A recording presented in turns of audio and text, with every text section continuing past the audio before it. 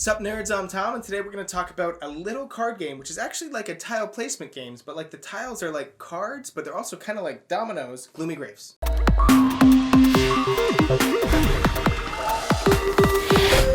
So this game is pretty light, pretty quick.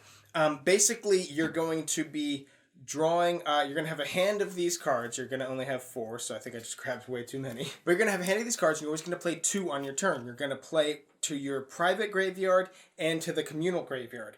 And the main way you're trying to get points by doing this is by having a really big clump of one color in here and in here. Now, if we're all working on the same thing in here, right, if there's a big clump of blue, well, it's like you and I could all be working on that same big clump of blue. But it's the number of blue together in one clump over there, plus the number of blue together in my big clump here. And actually in my example here, I have a bunch of green, so I would want to score green. I've got, 4 green over here, and then 1, 2, 3, 4, 5, 6, 7. 4 plus 7, that's 11. That's pretty good. But how you play these cards is a bit restrictive. They are, they're kind of like dominoes. They're long and thin, and they have 2 different colors on them, right? You have this one here has red and green. I can play it to cover up exactly 1 square covering up 1 square. So you're always kind of playing along the edge of this communal graveyard, right? I can never just plop the whole thing right on top of another card or right in the middle or anything like that. It has to be straight up 1 covering 1. Exactly just 1. That's it. So you can get to some kind of funky arrangements where you're like, oh, I really want to place this card here to connect these 2 big blobs, but I can't do it. It's never going to happen. Or I guess I could place this card over here to try to set myself up, but nobody's going to let me do that. If they're not going for green, they're not helping me out. Placing in your personal graveyard, you're a little bit more free. You can completely cover up a card. You just can't go more than a 3x3 grid. And also these wilds, that's what these Gravedigger cards are. They're restricted that you can only have 1 per column and row, so you can have a maximum of 3 in your whole thing, in your whole group of 9. So when you go to score, you only score 1 color 1 time. So like if I make a clump of purple that is 8 purples clumped together, right, I will get 2 points for it. If I wait and score a clump of purple that has 10 together, I'll get 4 points for it. But I can't do both. I can't score the 8 and then next turn come around and score the 10. Now these cards, you actually like take the card. So if I score the purple 10, nobody else can score the purple 10. But there is you are limited on that 1 color 1 time, right? Like I just said, which makes sense because scoring the 8 and then scoring the 10 and then scoring the 12 would be pretty easy unless people come and cut that up and play cards to break up the big clump that's in the middle there.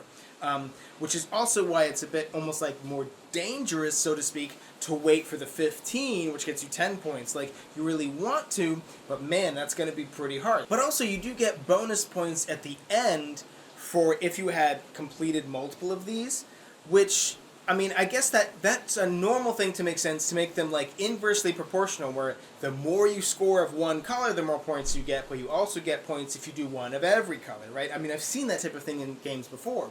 But it almost feels a little bit awkward here. Like, there may be... I'm not very great with math, all right, and all the balance in games. So there may be a reason for it.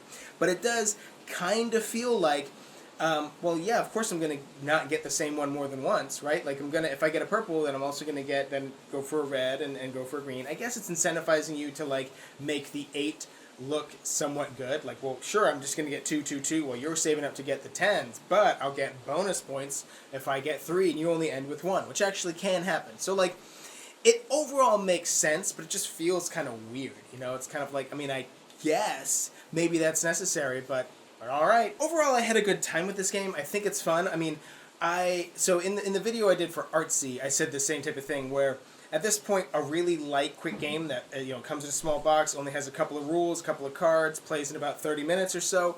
Those are kind of a dime a dozen for me. I'm kind of like, it's not my jam, it's not my thing. Like, I'm not against them. I will play them, keep them in my car, play them, at a restaurant while you're waiting for your food or whatever, that type of thing. I'm down with that in general.